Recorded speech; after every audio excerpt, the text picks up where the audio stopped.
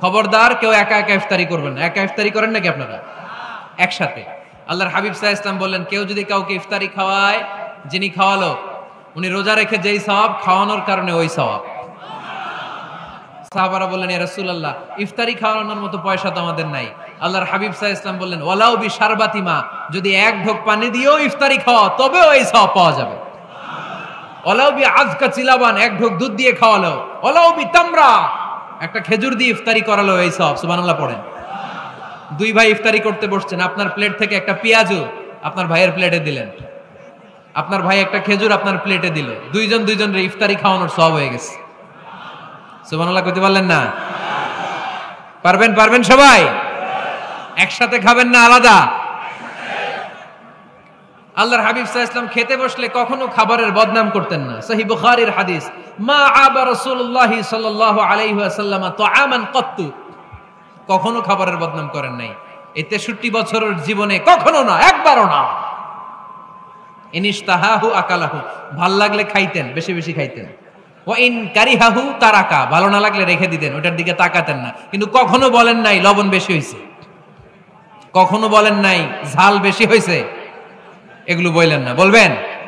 মহিলা প্যান্ডেলের ভাবিরা খুব খুশি, এখন খুশি হয়ে গেছে।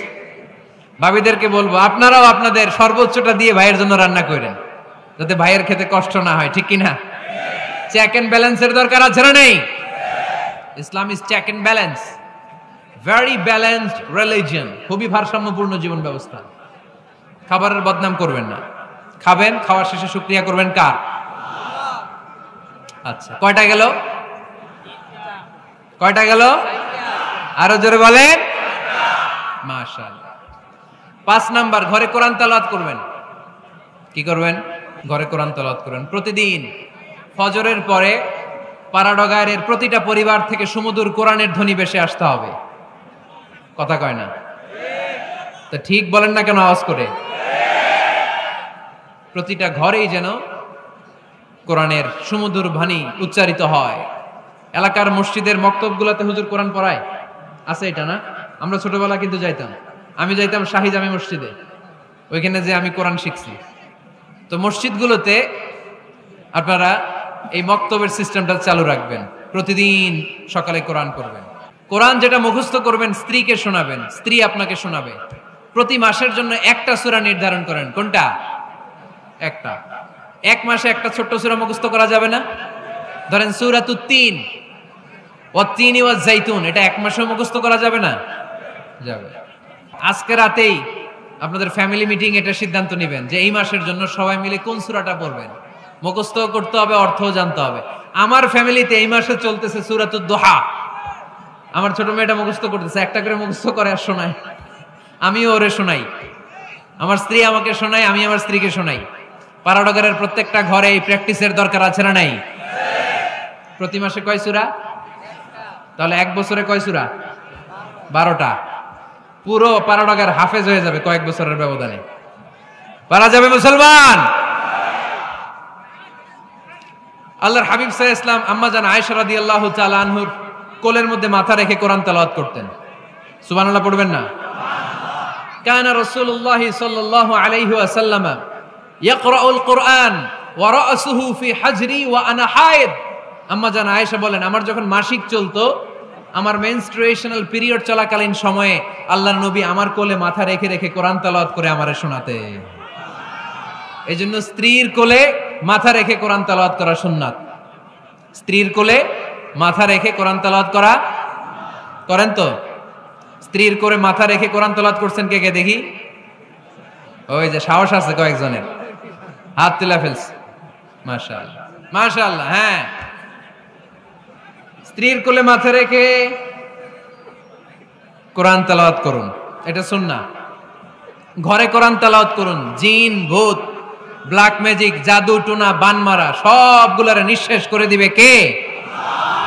এজন্য আল্লাহর হাবিব সাল্লাল্লাহু আলাইহি ওয়াসাল্লাম বলতেন, সহিহ মুসলিমের বর্ণনা, লা তাজআলু বুয়ুতাকুম মাকাবিরা, তোমরা তোমাদের ঘরগুলোরে কবর বানিয়ে রেখো না। ফা ইন্নাল লা তাজআলু বুয়ুতাকুম মাকাবিরা, তোমরা তোমাদের ঘরগুলোরে কবর বানিয়ে রেখো না। ফা ইন্নাশ শাইতানা ইয়ানফিরু মিনাল বাইতিল্লাযী তুকরাউ ফীহি সূরাতুল বাকারা, যেই ঘরে সূরাতুল বাকারা তেলাওয়াত হয় ওই ঘর থেকে শয়তানগুলো দৌড়ে পালায়। সূরা বাকারা তেলাওয়াত করলে ওই ঘরে শয়তান ঢোকে ঢোকে ঢোকে। সহিহ মুসলিমের আরেক হাদিসে আল্লাহ রাসূল সাল্লাল্লাহু আলাইহি ওয়াসাল্লাম বললেন, ইকরাউ সূরাতাল বাকারা, তোমরা বেশি বেশি সূরা বাকারা পড়ো। ফা ইন্না আখযাহা বারাকা, যে সূরা বাকারা পড়ে তার ঘরটা বরকত দিয়ে ভরে দেয় কে? ওয়া তারকাহু হাসারা, যে বাকারা পড়ে না ও আফসোস করে। ওয়ালা ইস্তাতিউহাল বাতালা, যে ঘরে সূরা বাকারার তেলাওয়াত হয় ওই ঘরে কোনো জাদু টোনা ব্ল্যাক ম্যাজিক কাজ করে না। চিল্লায় পড়েন আল্লাহু আকবার। বাড়ি উদ্বোধনের সময় নিজেই সূরা বাকারা দিয়ে বাড়ি উদ্বোধন করবেন, পারা যাবে? নতুন ফ্ল্যাট উদ্বোধন হয় না, নতুন বাড়ি উদ্বোধন হয় না, ইমাম সাহেব হুজুর যখন দোয়া করতে আসবে হুজুরে বলবেন, হুজুর একটু সূরা বাকারা তেলাওয়াত করেন, পারা যাবে?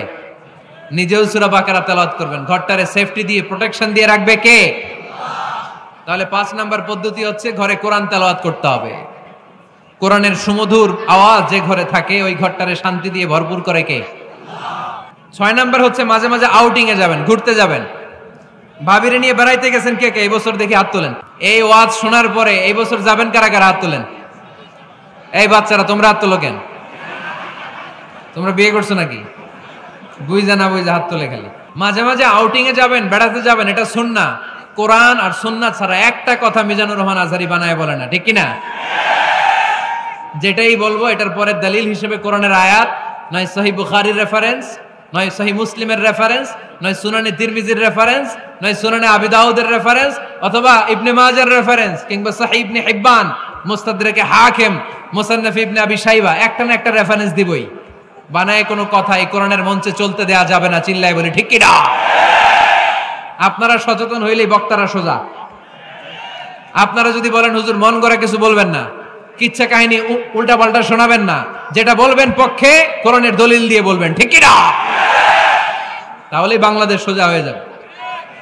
বক্তারা যদি সোজা, বাংলাদেশের সোজা, ঠিক কি না? আর বক্তা করে সোজা রাখতে পারে জনগণ, ঠিক কি না? কোরআন সুন্নাহর বাইরে আজগবি কোনো কথা আমরা শুনতে চাই না। আউটিং এ যাবেন, আউটিং, ফ্যামিলি ট্যুরে যাবেন, দলিল দিচ্ছি দাঁড়ান। ফ্যামিলি ট্যুর, সবচেয়ে ভালো ফ্যামিলি ট্যুর হচ্ছে উমরা ট্যুর। কিসের ট্যুর? যদি সামর্থ্য থাকে মাঝে মাঝে উমরায় যান। উমরায় গেলে আপনার অর্থনৈতিক অবস্থাকে সচ্ছল করে দিবে কে?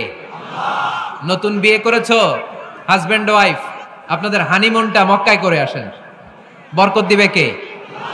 তাহলে জীবনটা শুরুই হবে আল্লাহকে সেজদা দেওয়ার মধ্য দিয়ে। আওয়াজ করে বলতে হবে, ঠিক কি না?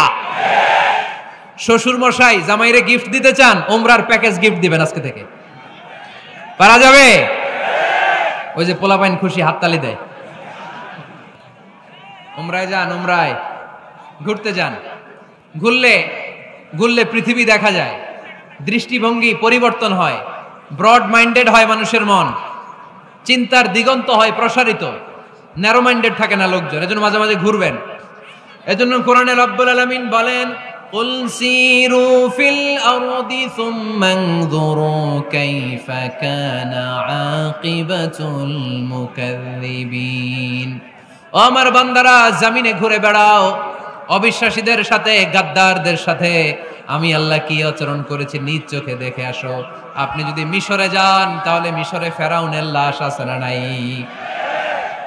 কারুনের বাড়ি আছে না নাই? আপনি যদি জর্ডানে যান, ওখানে ডেড সি, মৃত সাগর। দলিল কি?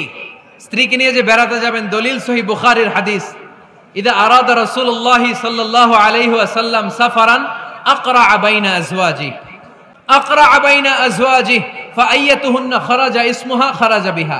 আল্লাহর হাবিব সাল্লাল্লাহু আলাইহি ওয়াসাল্লাম যখন সফরে বেরোতেন 11 জন স্ত্রীর নাম লিখে তিনি লটারি করতেন। লটারিতে যার নাম আসতো তাকে নিয়ে বিশ্বনবী সফরে চলে যেতেন। সুবহানাল্লাহ, এত আসতে। আল্লাহর হাবিব সাল্লাল্লাহু আলাইহি ওয়াসাল্লামের 11 জন স্ত্রী ছিল, সবাইরে নিয়ে তো আর যাওয়া যাবে না। এই লটারিটা জায়েজ, এই লটারি জায়েজ। 11 জনের নাম লিখে, এটাকে আরবিতে বলে, বুখারীর ভাষায় কুরআ। আরবিতে কি বলে? কুরআ।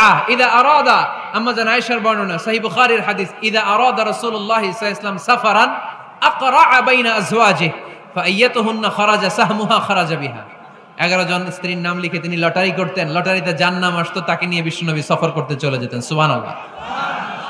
সফরের মধ্যে রাত্রিবেলায় বিশ্বনবী মরুভূমিতে তাঁবু টাঙাতেন, আম্মা জান আয়েশার সাথে বিনোদনমূলক কার্যক্রম করতেন, হাসি ঠাট্টা করতেন, দৌড়াদৌড়ি করতেন, খেলাধুলা করতেন। সুবহানাল্লাহ পড়েন। দৌড়াদৌড়ি। বিয়ের শুরুর দিকে আল্লাহ রাসূল সাল্লাল্লাহু আলাইহি ওয়াসাল্লাম বললেন, আয়েশা চলো রাতে আমরা একটু দৌড়াই, ওই যে খেজুর গাছ দেখা যায়, কে কার আগে দৌড়াতে পারে দেখি। দুইজনই দৌড় দিলেন। আল্লাহর হাবিব সাল্লাল্লাহু আলাইহি ওয়াসাল্লাম ইচ্ছা করে আস্তে দৌড় দিলেন, যাতে আম্মা জান আয়েশা রাদিয়াল্লাহু তাআলা আনহা ফার্স্ট হয়ে যায়। আম্মা জান আয়েশা রাদিয়াল্লাহু তাআলা আনহা দৌড়ে যে খেজুর গাছ ধরে বললেন, আমি ফার্স্ট, আমি ফার্স্ট, খুশি হয়ে গেলেন। আবার কয়েক বছর পরে আবার যখন লটারিতে আম্মা জান আয়েশার নাম আসলো, আবার এক রাতে দুইজনে দৌড় দিলেন। এবার আর বিশ্বনবী আম্মা জান আয়েশা রাদিয়াল্লাহু তাআলা আনহাকে সুযোগ দেন নাই, নিজে জোরসে দৌড় দিলেন, বললেন চলো আজকে রাতে দেখি কে কার আগে দৌড়ে ওই পিলার ধরতে পারে। বিশ্বনবীও দৌড়, আম্মা জান আয়েশাও দৌড়। এবার বিশ্বনবী জোরসে দৌড় দিয়ে খেজুর গাছ ধরে বললেন, আমি ফার্স্ট। সুবহানাল্লাহ কইবেন না? আম্মা জান আয়েশা রাগ করে ফেললেন, আজকে আর জিততে পারে নাই। বিষ্ণু ইসলাম আম্মা জান আয়েশার কাছে যেয়ে বললেন, ইয়া হুমায়রা, ও আমার সুন্দরী লাল টুকটুকে বউ, হাদিহি সাবকাতু বিতিলক, ওই যে 7 বছর আগে একবার রাতের দৌড়াদৌড়িতে আমারে হারাইছিলা, আজকে তোমারে হারাই দিয়ে ওটা শোধ নিয়ে নিলাম। দেখেন কি খুনসুটি, কি ভালোবাসাবাসি, কি ভালোবাসাবাসি ছিল বিষ্ণু ইসলামের আর বিষ্ণু ইসলামের স্ত্রীদের মধ্যে।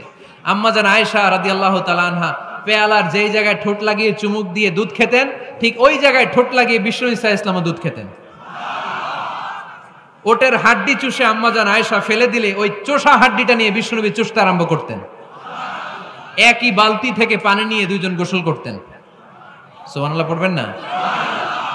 তাহলে ফ্যামিলিতে পরিবারে সুখ শান্তি আনার 6 নাম্বার টিপস হলো বেড়াতে যাবেন, যেমনটা আল্লাহ রাসূল সাল্লাল্লাহু আলাইহি ওয়াসাল্লাম স্ত্রীদেরকে নিয়ে বেড়াতে যেতেন। রাজি আছেন তো সবাই? কই যাবেন? মক্কা, মদিনা। নিয়তে বরকত আছে না নাই? আল্লাহ তুমি কবুল করো।